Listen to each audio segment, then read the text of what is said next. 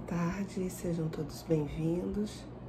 São 15 horas, estamos dando início à nossa reunião pública das tardes de terça-feira. Sejam todos bem-vindos. Os nossos recados é que continuamos com as nossas atividades todas online, não temos nenhuma atividade presencial. As nossas reuniões públicas estão no nosso canal no YouTube, Lar Espírita Servos de Maria, assim como todas as mensagens, informações e cortes das nossas reuniões de domingo, disponíveis no Instagram e no Facebook, Lar Espírita Servos de Maria. Dados os nossos recados, vamos fazer a leitura da página inicial, a seguida da prece. Do livro Fonte Viva, pelo Espírito Emmanuel, psicografado por Francisco Cândido Xavier. A mensagem 21, maioridade. O menor é abençoado pelo maior. Paulo, essa passagem está em Hebreus, capítulo 7, versículo 7. A explicação de Emmanuel é essa passagem. Em todas as atividades da vida, há quem alcance a maioridade natural entre os seus parentes, companheiros ou contemporâneos. Há quem se faz maior na experiência física, no conhecimento, na virtude ou na competência. De modo geral, contudo, aquele que se vê guindado a qualquer nível de superioridade costuma valer-se da situação para esquecer seu débito para com o espírito comum. Muitas vezes, quem atinge a maioridade financeira torna-se avarento, quem encontra o destaque científico faz-se vaidoso, e quem se vê na galeria do poder abraça o orgulho vão. A lei da vida, porém, não recomenda o exclusivismo e a separatividade. Segundo os princípios divinos, todo progresso legítimo se converte em bênçãos para a coletividade inteira. A própria natureza oferece lições sublimes nesse sentido. Cresce a árvore para a frutificação, cresce a fonte para o benefício do solo. Se cresceste em experiência ou elevação de qualquer espécie, lembra-te da comunhão fraternal com todos.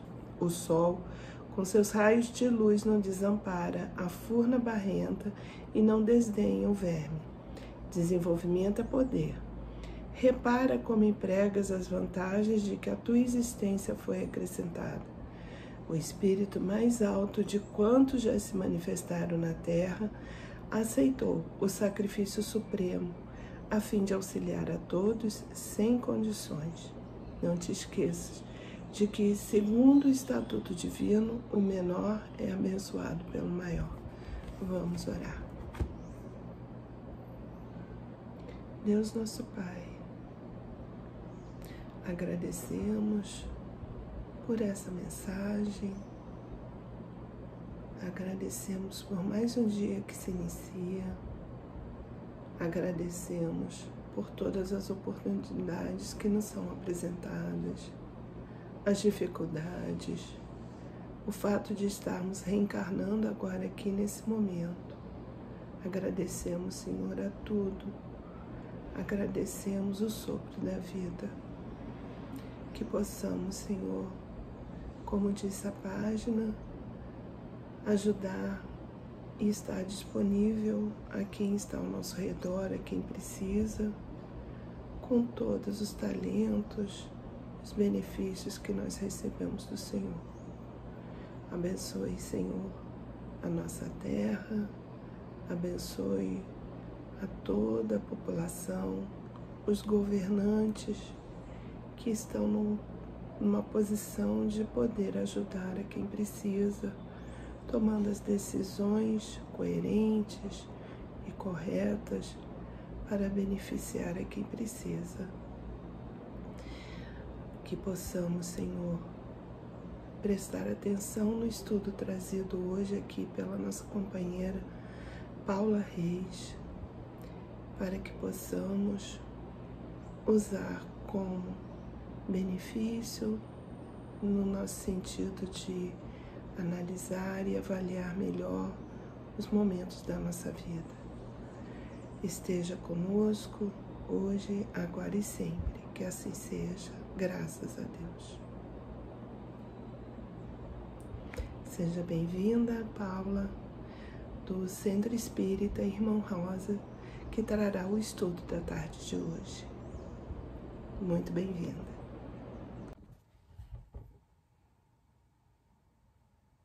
Olá, queridos amigos do Lar Espírita, servos de Maria.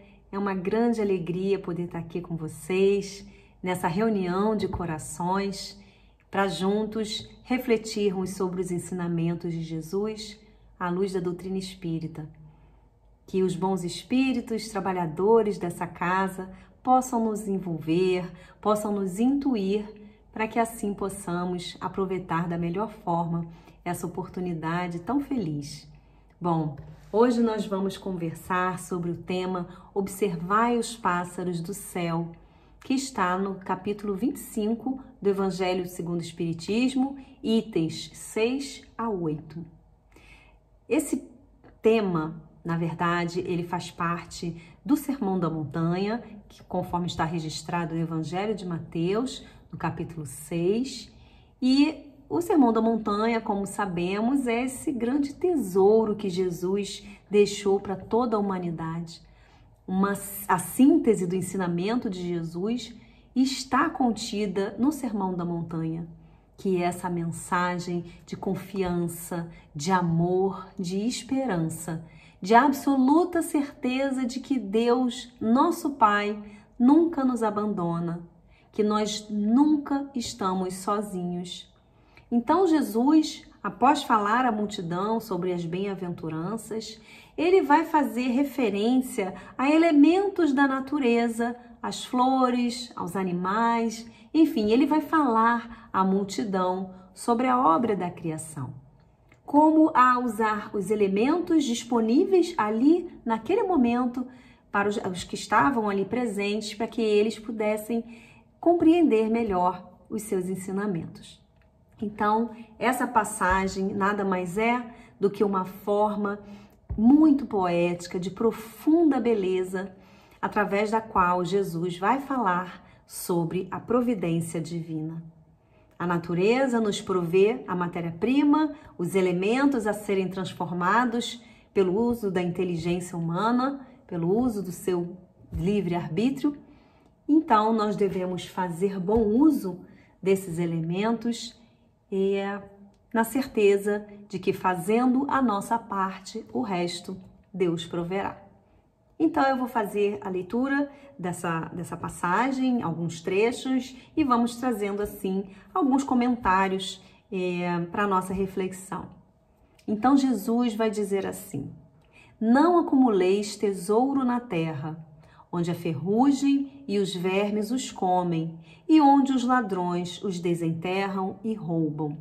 Acumulei tesouros no céu, onde nem a ferrugem, nem os vermes os comem. Porquanto, onde está o vosso tesouro, aí está também o vosso coração. Bom, a primeira coisa que nós gostaríamos de destacar é o que Jesus fala sobre tesouros da terra e tesouros do céu. Que Jesus está indicando que nós devemos evitar acumular tesouros da terra. Por outro lado, devemos buscar acumular os tesouros do céu.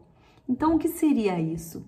Os tesouros da terra são os bens, as aquisições impermanentes, porque a nossa vida na terra é finita, é impermanente. É uma etapa da nossa caminhada evolutiva. São bens, portanto, a serem usufruídos aqui, nessa oportunidade, ou em cada uma das oportunidades que vamos vivenciando, por meio das diversas reencarnações. Então, não são bens eternos, nem na duração, nem na posse.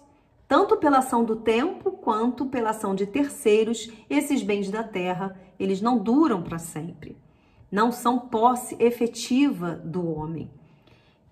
Porque pela própria ação da matéria, os componentes vão se degradando, a matéria tende a se degradar.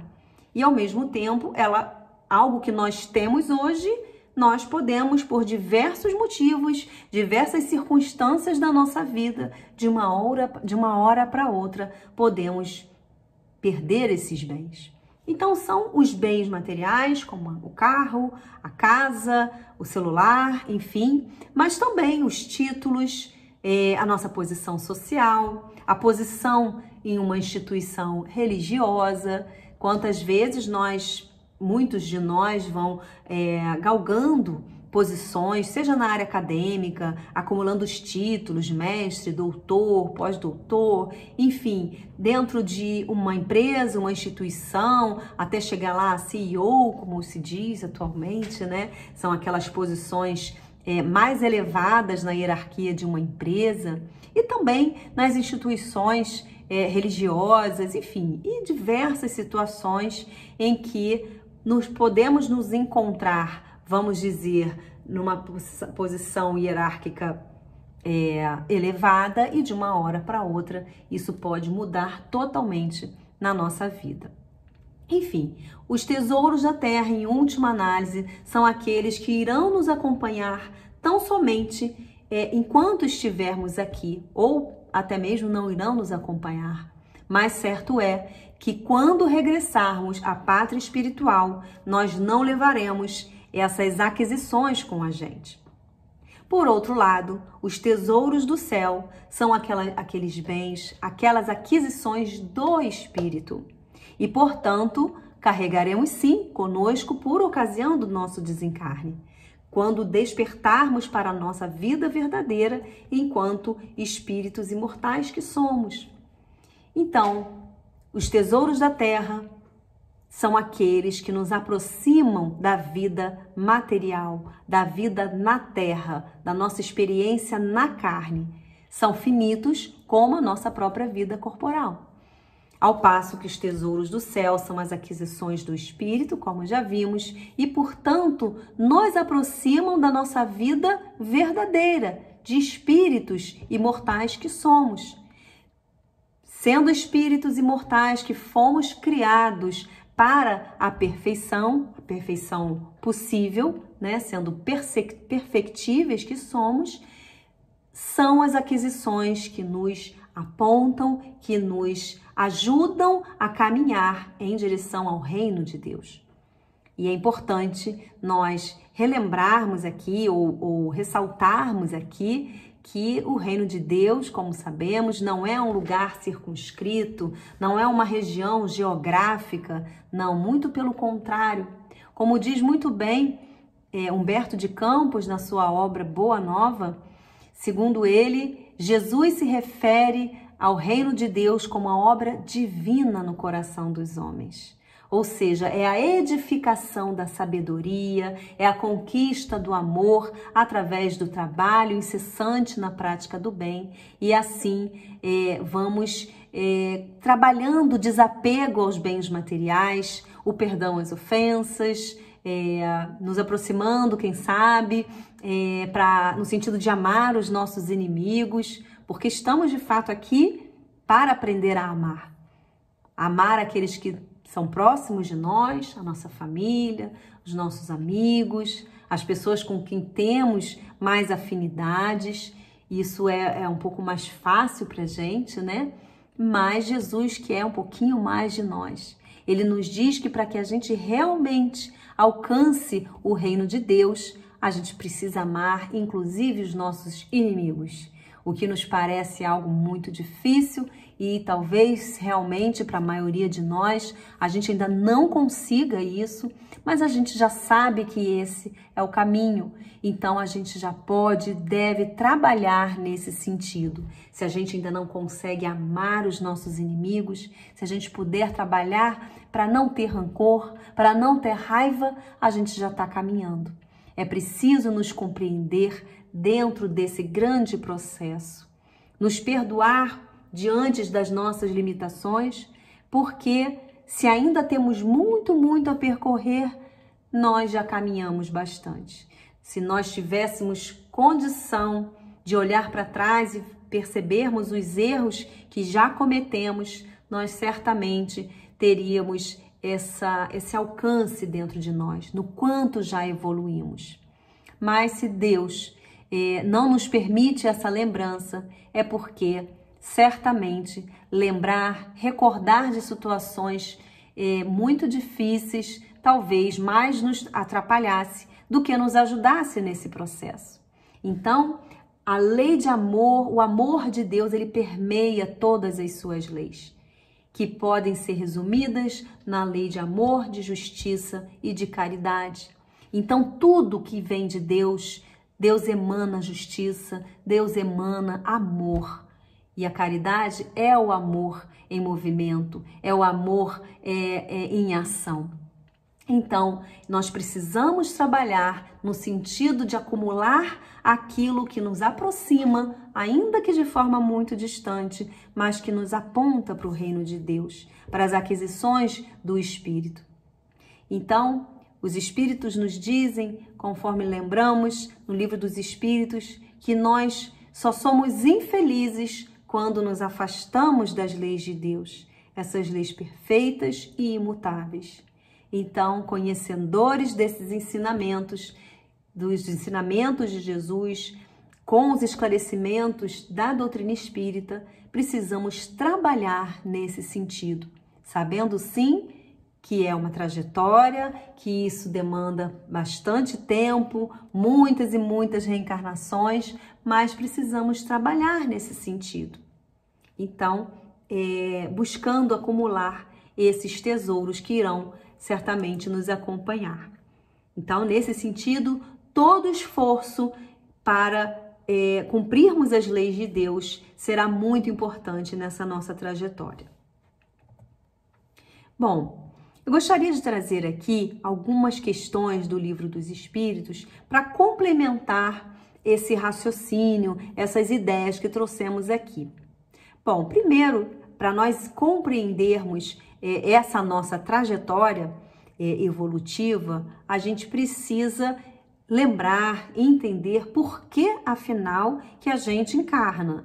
Kardec pergunta isso aos espíritos na questão 132. Porque se nós somos espíritos imortais, se a nossa vida verdadeira é como espíritos, por que, afinal, nós precisamos encarnar? Ou seja, precisamos vivenciar a vida na matéria. E os espíritos vão dizer que Deus nos impõe, ou seja, isso aí está amparado pelas leis de Deus. Deus impõe a encarnação com o fim de fazê-los, se referindo aos espíritos, chegar à perfeição. Mas para alcançarem essa perfeição, têm que sofrer todas as vicissitudes da existência corporal. Visa ainda, eles continuam, outro fim à encarnação, o de pôr o espírito em condições de suportar a parte que lhe toca na obra da criação. Então vejam, amigos, como é absolutamente fundamental essa vivência na carne, essa vivência no plano material, porque há aí uma grande colaboração entre os mundos, o mundo na matéria, o mundo no plano espiritual, e assim não só vamos nos aprimorando, vivenciando cada vez mais, nos aproximando cada vez mais das leis de Deus, leis de amor, leis imutáveis, leis perfeitas, e assim vamos caminhando. Os espíritos nos dizem que nós não regredimos, mas nós podemos sim estacionar. Então isso depende do nosso esforço, depende do nosso empenho em compreender melhor e praticar as leis de Deus. E ainda, como ele diz aqui, um outro objetivo da encarnação é pôr o espírito em condições de suportar a parte que lhe toca na obra da criação. O que seria isso? Entendemos que se estivéssemos aqui tão somente para nos melhorar, a gente fala na comunidade espírita que nós estamos aqui para trabalhar na nossa reforma íntima, que é necessário que trabalhemos nesse sentido, e sem dúvida mas o que é essa reforma íntima? É justamente compreender melhor essas leis que já falamos e sempre para nos melhorarmos, mas também melhorarmos a vida daqueles que nos cercam, daqueles que de alguma forma travamos algum tipo de contato, e esse contato pode ser mais próximo ou pode ser muito distante. O impacto, por exemplo, que as nossas ações enquanto cidadãos pode ter na vida de pessoas que nem mesmo conhecemos. Então, é muito importante isso, a gente refletir sobre isso. Nós não estamos aqui apenas para nos melhorar. As nossas ações, a nossa vivência, ela reverbera e vai sim, em algum nível, influenciar outras vidas ao nosso redor. Vidas essas que muitas vezes nem temos a noção de que iremos de alguma forma impactar. Então, é uma oportunidade única, na verdade não, né? Modo de dizer, cada oportunidade é única. Na verdade, logo à frente, na questão 167, os espíritos vão nos esclarecer o objetivo da reencarnação, ou seja, essas diversas encarnações que nós vamos experienciar. Os espíritos vão dizer que o objetivo é expiação, é melhoria progressiva da humanidade. Sem isto, eles questionam, onde há justiça? Então, isso fala muito forte ao nosso coração, né? Quando pensamos assim, a gente conseguiria enxergar justiça se nós tivéssemos apenas uma oportunidade, observando o mundo ao nosso redor?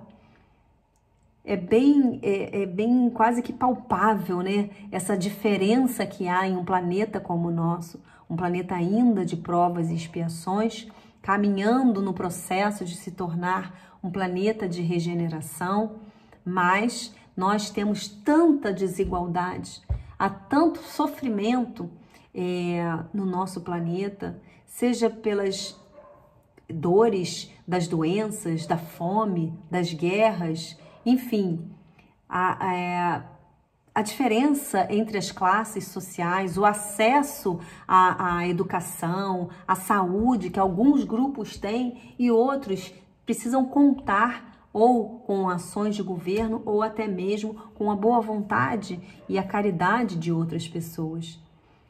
Então, isso é muito característico ainda de um planeta como o nosso, planeta de provas e expiações.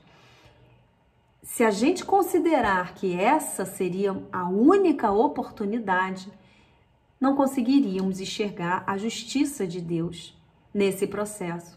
Se Deus criou a todos nós, simples e ignorantes, e todos nós estamos submetidos a esse processo, que é necessário experimentar a vida na matéria, justiça há, se essas experiências, se essas oportunidades forem distribuídas de forma mais equitativa, né? Então é preciso compreender isso e aí sim nós vamos compreender a justiça que há no amor infinito de Deus por todos nós.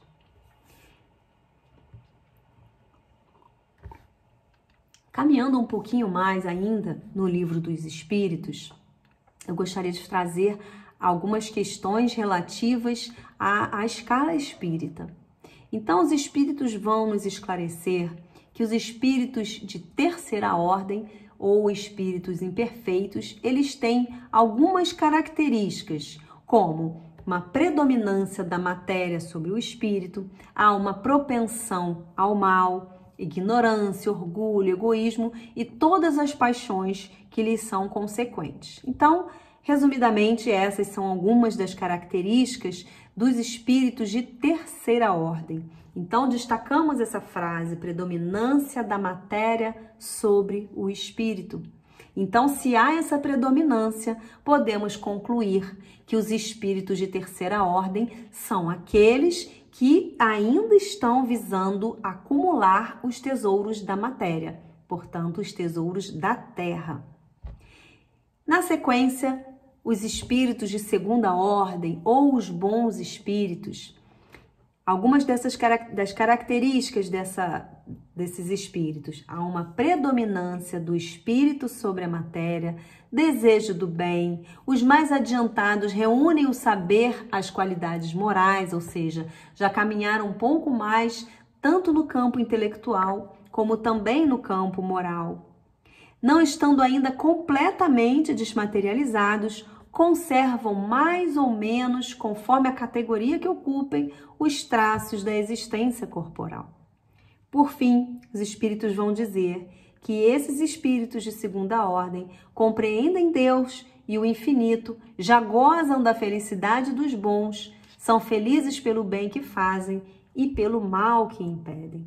Então, são espíritos já com características bem distintas dos espíritos de terceira ordem, porque eles já buscam acumular tesouros no céu. Eles ainda não conseguem totalmente, ainda estão nesse processo, mas já bem mais desmaterializados que o de terceira ordem, eles já estão nessa busca bem mais adiantados, buscando as aquisições do espírito e, portanto, acumulando mais tesouros do céu. E, por fim, os espíritos de primeira ordem ou espíritos puros que possuem nenhuma influência da matéria. Há uma superioridade intelectual e moral absolutas com relação aos espíritos de outras ordens. E é interessante a gente destacar aqui que, como ele disse que não há mais nenhuma influência da matéria, é uma classe única de espíritos. Porque os espíritos de terceira e de segunda ordem, eles têm assim um espectro de, se pudermos classificar dessa maneira, entre o espírito de terceira ordem, o mais atrasado, o mais materializado, e aquele que lá no limite superior, né, dentro dessa forma didática que os espíritos nos apresentam. Então, lá no limite superior dos espíritos de terceira ordem, eles já são bem mais desmaterializados do que aqueles que estão no limite inferior. Nós podemos observar de forma muito clara isso na nossa sociedade, né? No nosso planeta. Entre nós aqui, certamente, há um grande predomínio dos espíritos de terceira ordem, mas nós conseguimos perceber aqueles de nós que ainda vivem, se comprazem no mal, aqueles que ainda estão muito apegados à matéria, matam e morrem, né, pela matéria, mas há também aqueles espíritos que já são bem mais benevolentes, já são bem mais indulgentes, já praticam o perdão em algum nível, mas ainda não o suficiente para serem considerados de segunda ordem. Então há uma grande gama, uma grande variação nesses dois grupos, terceira e segunda ordem. Mas quando chega nessa condição de espíritos puros, são espíritos que já foram totalmente desmaterializados, não sofrem nenhuma influência da matéria, então não há um espectro, né? Não há assim essa gama, essa variação entre eles. É uma classe única.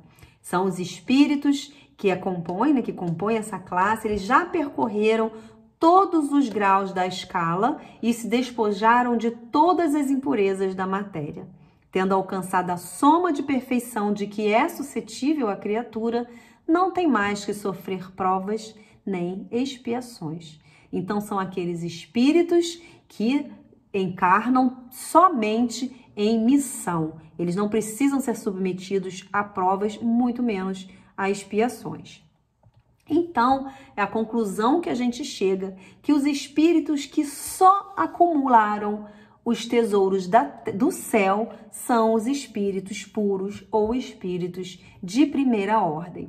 Então, assim, a gente fecha essa primeira parte do nosso estudo, onde tentamos elaborar um pouco mais essas questões relativas aos tesouros do céu e os tesouros da terra, que Jesus nos conclama a acumular os primeiros em detrimento dos segundos. Então, passando para uma segunda parte do nosso estudo, eu vou fazer a leitura da parte que resta e depois trazer mais alguns comentários. Então Jesus segue dizendo assim: eis porque vos digo, não vos inquieteis por saber onde achareis o que comer para sustento da vossa vida, nem de onde tirareis vestes para cobrir o vosso corpo. Não é a vida mais do que o alimento e o corpo mais do que as vestes? Observai os pássaros do céu, não semeiam, não ceifam, não guardam nada em celeiros, mas vosso Pai Celestial os alimenta. Não sois muito mais do que eles? E qual dentre vós o que pode, com todos os seus esforços, aumentar de um côvado a sua estatura? E aí Jesus vai finalizar dizendo: por que também vos inquietas pelo vestuário? Observai os lírios dos campos, não trabalham nem fiam. Entretanto, eu vos declaro que nem Salomão, em toda a sua glória, jamais se vestiu como um deles. Ora, se Deus tem o cuidado de vestir dessa maneira as ervas dos campos, que existe hoje e amanhã será lançada na fornalha, quanto maior cuidado não terá em vos vestir, ó homens de pouca fé. Bom, então essa é uma parte assim, né, muito bonita, muito poética, que toca bastante os nossos corações. Jesus aqui, afinal, está falando da providência divina, falando para a gente confiar no Pai. Observe a natureza, observe os pássaros no céu, eles estão lá, fazem a parte deles, vivem a parte deles e nada lhes falta. A mesma coisa os lírios, são tão belos, há tanta beleza na natureza, nas obras da criação. Não vai faltar nada que precisemos para percorrer a nossa trajetória. A questão é, o que nós identificamos como necessário, como importante para a nossa vida? A questão é, muitas vezes, de entendimento. Nós temos a tendência natural, claro, da gente não quer sofrer, a gente não quer passar por privação, por necessidades, mas nós não sabemos as dificuldades, os desafios que nos aguardam. Nós não sabemos. A certeza que a gente tem, que os espíritos deixam claro para a gente percebe sim, é que a gente não está abandonado. É que a gente tem tudo aquilo que a gente precisa. Nós temos inclusive o nosso anjo guardião para nos acompanhar, para nos sustentar, para nos mostrar a direção.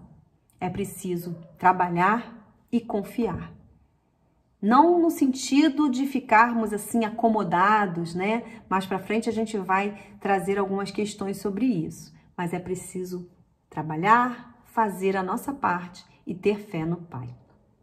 Então, para essa segunda parte, eu trouxe algumas considerações que Carlos Torres Pastorino registrou na sua obra Sabedoria do Evangelho. Então, ele vai trazer alguns pontos, né, que achei interessante e trouxe aqui para a nossa reflexão também. Ele vai dizer que Jesus apresenta o seguinte raciocínio: quem dá o mais, no caso, a vida e o corpo, dá o menos, né? Que seria o alimento e a roupa.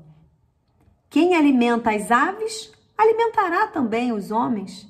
Quem veste as flores silvestres tem meios de sobra para vestir as criaturas.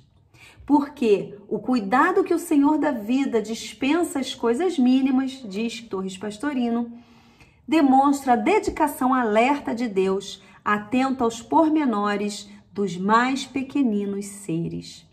Então, não somos mais importantes do que nenhum dos elementos da criação, mas somos aqueles que já alcançaram uma condição de evolução maior. Se considerarmos, né, que fomos lá desde a nossa condição, que estávamos ainda como princípio inteligente, percorremos toda essa viagem, essa grande viagem evolutiva, até que nos tornamos espíritos propriamente dito, desenvolvemos a nossa consciência,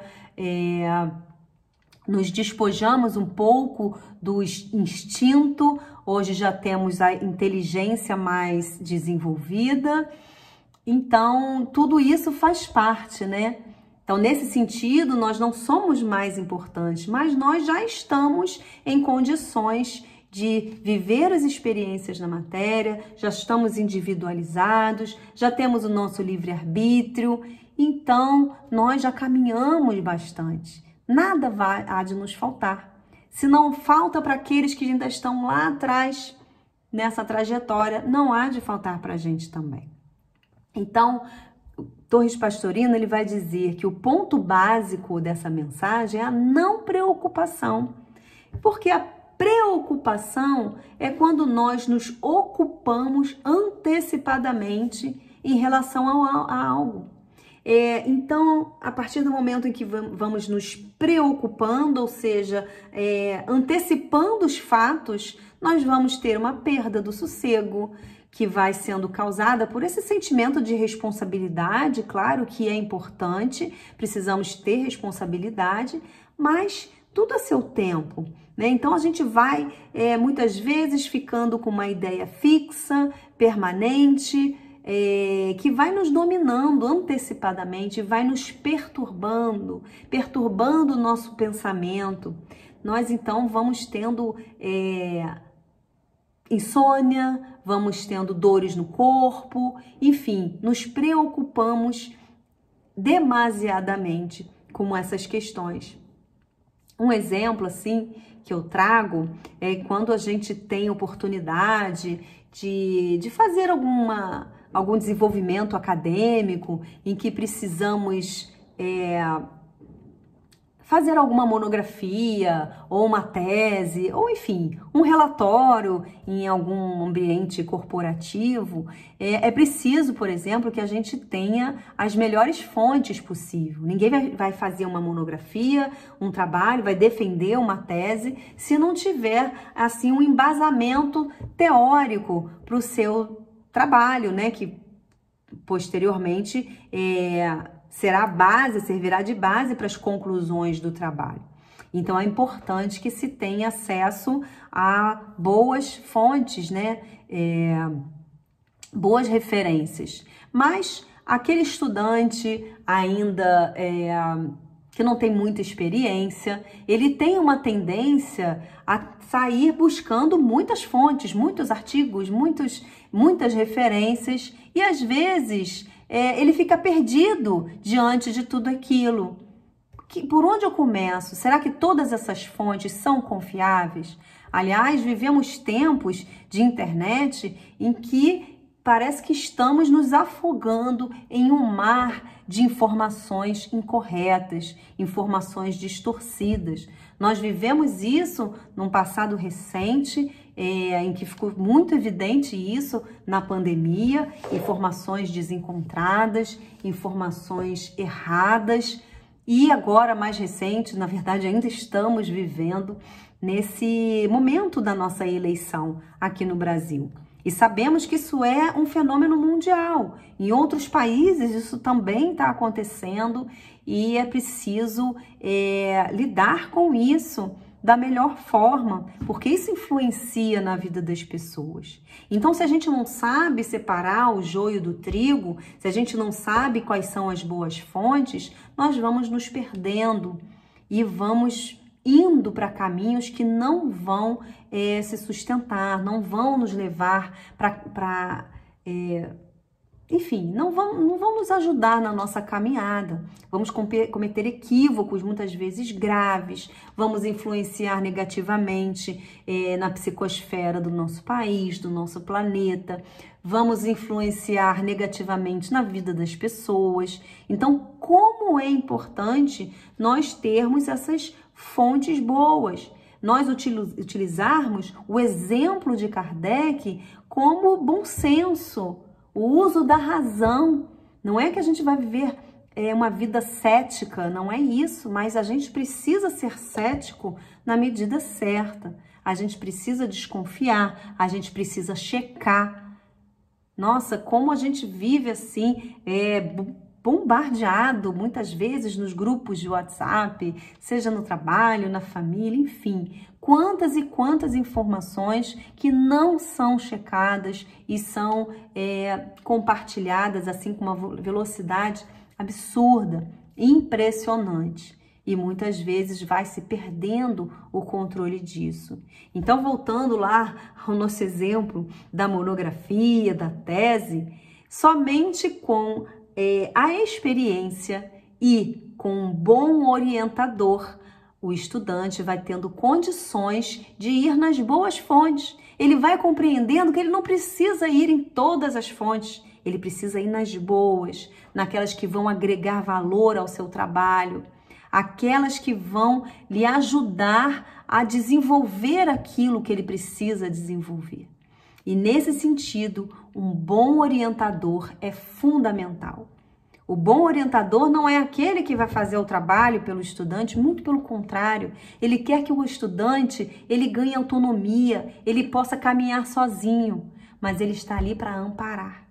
Ele está ali para mostrar o caminho e para ficar assim um pouquinho afastado, permitindo que aquele estudante, que aquele pupilo siga em frente, se desenvolvendo da melhor maneira. Esse orientador é o que nós temos também. Nós, enquanto espíritos encarnados, temos a orientação do nosso anjo guardião, que é esse espírito que vem nos acompanhando, que nos conhece, que nos intui e que nós precisamos nos colocar disponíveis, receptivos às suas orientações. Porque se às vezes nós nos sentimos sozinhos, é porque nós estamos tão envolvidos, estamos tão focados nos nossos problemas, que nós não conseguimos perceber esse amparo que nunca nos falta. Então, como é importante a gente criar essa consciência de que as dificuldades estão aí para serem vivenciadas, são os nossos desafios, mas que nós precisamos identificar Jesus como nosso mestre e, portanto, aquele que nós devemos seguir e copiar, né, o nosso modelo e guia, mas nós temos a ajuda preciosa de diversos espíritos encarnados e desencarnados, mas de uma forma muito especial, nós podemos contar com a ajuda do nosso anjo guardião. Para isso, precisamos nos colocar em conexão com ele. A prece é fundamental nesse sentido.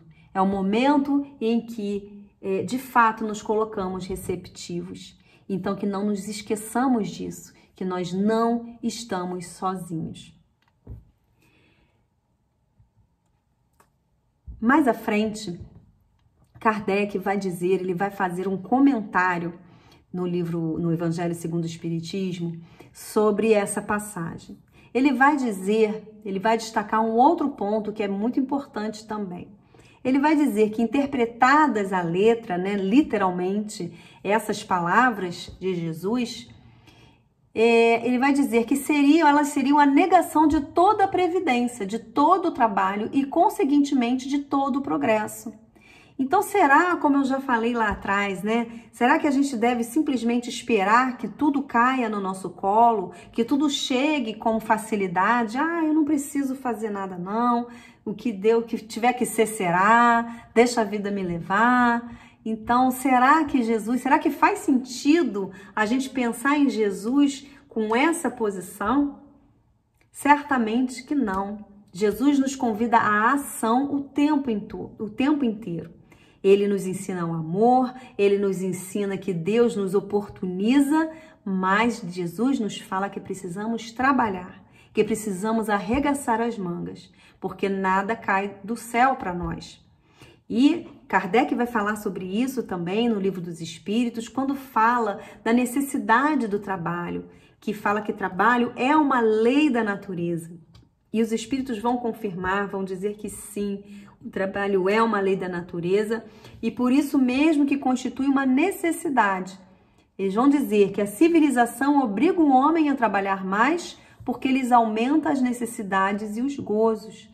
E na questão seguinte, 675, Kardec vai perguntar: por trabalho só se deve entender as ocupações materiais? E os espíritos vão dizer que não. O espírito trabalha assim como o corpo. Toda ocupação útil é trabalho. E ocupação útil não significa necessariamente remunerada. De quantas formas nós trabalhamos na nossa vida, seja em casa, seja ajudando voluntariamente, nós estamos trabalhando. Sim, e todo trabalho, toda ocupação útil está amparada na lei do trabalho. Bom, em relação a esse não faltar, a essa providência divina que nós devemos confiar, porque nos virá aquilo que for necessário, é importante a gente pensar também, como já dissemos, vivemos num planeta de provas e expiações e, portanto, nós vivemos muitas dificuldades, né? Muitas diferenças sociais, muitas diferenças, abismos, na verdade, que separam países ricos de países mais pobres, de países miseráveis. Dentro de um mesmo país, há diferenças entre estados, dentro de uma mesma cidade. Olha quantas vezes nós observamos esses contrastes de no mesmo bairro, às vezes numa mesma rua, nós podemos observar condomínios de alto luxo com comunidades de profunda miséria, onde falta o básico, falta saneamento, falta moradia, falta saúde, falta alimento. Então, a gente precisa pensar sobre isso, né? Já que os espíritos nos ensinaram que nós estamos aqui para fazer da nossa contribuição também na evolução daquilo que nos cerca, a gente precisa pensar sobre isso. A gente não pode pensar somente no conforto daqueles que são da nossa família, daqueles que nos são caros. Existem dados que são assim muito alarmantes. Tem um relatório da ONU que foi divulgado esse ano, né, no meio do ano mais ou menos de 2022, em que as informações dão conta do aumento absurdo da fome, né, que ela cresce no mundo, atingiu esse ano, aumentou em relação a anos anteriores, praticamente 10%, né, 9,8% da população global não tem condições mínimas para se alimentar. Vivem, portanto, em situação de profunda insegurança alimentar. E isso é muito contrastante também com que os espíritos nos dizem que a Terra produzirá o suficiente para alimentar todos os seus habitantes. Mas eles explicam, isso vai acontecer quando os homens souberem administrar segundo as leis de justiça, de caridade e de amor ao próximo, os bens que ela dá. Então, nós temos a condição, mas não só individualmente, nós temos ainda as nossas dificuldades, mas coletivamente nós ainda vivemos esses contrastes, nós ainda estamos buscando acumular tesouros da terra em detrimento dos tesouros do céu. Portanto, a gente ainda vive mergulhado nesses grandes contrastes.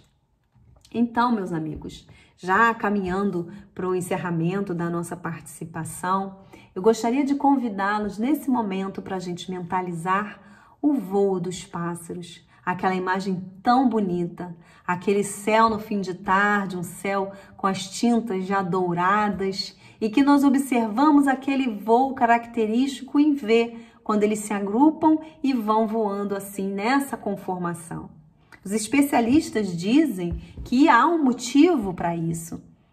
Quando eles se colocam nessa posição, aqueles que estão mais lá na frente, no vértice desse V, são aqueles que estão em melhores condições de liderar o grupo naquele momento.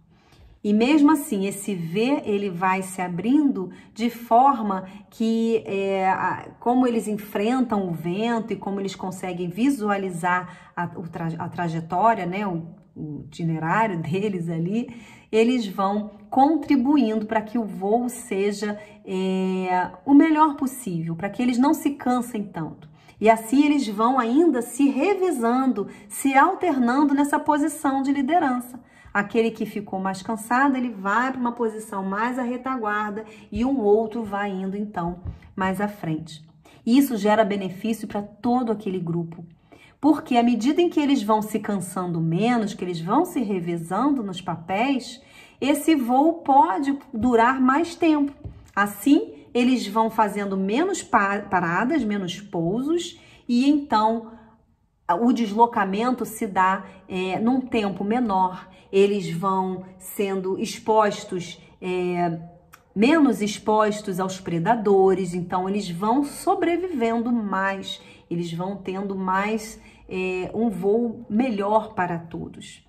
E como nós devemos observar os pássaros no céu nesse sentido, como nós também não deveríamos ter uma vida mais colaborativa, que nós não nos limitemos a observar a natureza de uma forma assim contemplativa, mas ao contrário, usar esses elementos para que nós também possamos ter uma vida de mais troca, uma vida de mais colaboração, em que o nosso objetivo não seja só o do nosso aprimoramento, mas que a gente possa efetivamente, dentro das nossas ações, dos nossos pensamentos, colaborar para que todos, de alguma forma, vivam melhor também. E aí sim, nós estaremos fazendo jus a essa oportunidade preciosa que nós temos ao reencarnarmos. Os pássaros, os animais, eles agem motivados pelo instinto, né? Que essa força oculta, que Kardec trabalha isso bem, ele mergulha bastante nesse assunto na Gênese, ele fala no Livro dos Espíritos, mas ele vai mergulhar mais ainda na Gênese e vai dizer que o instinto é essa força oculta que solicita os seres orgânicos a atos espontâneos e involuntários, tendo em vista a conservação deles. Então, é isso que motiva, né, os pássaros lá a se deslocarem. É o instinto de conservação. Já a inteligência se revela por atos voluntários, a gente tem consciência, refletidos, premeditados, combinados de acordo com a oportunidade das circunstâncias.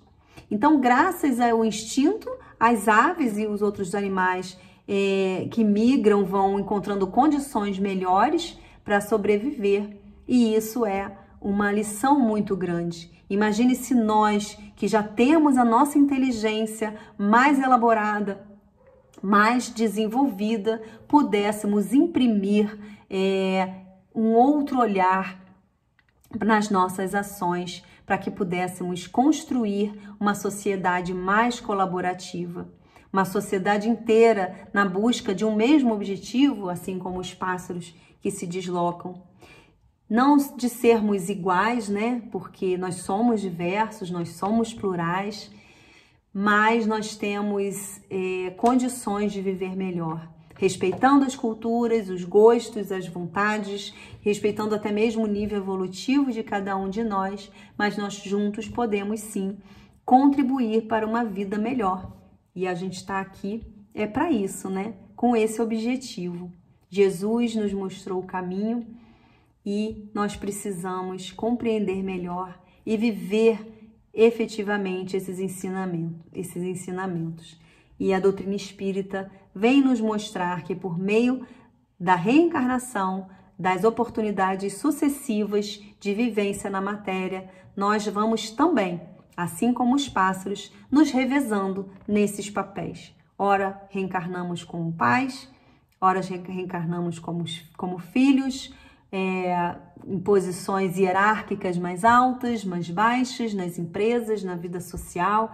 Enfim, a cada oportunidade nós vamos aprimorando aquilo que precisamos aprimorar, que ainda precisamos compreender melhor. E assim vamos percorrendo a nossa trajetória rumo à evolução.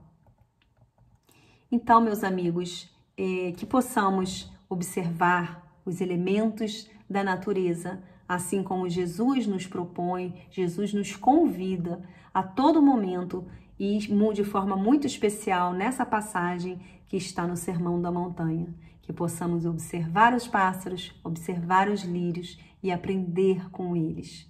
Muito obrigada, muita paz a todos.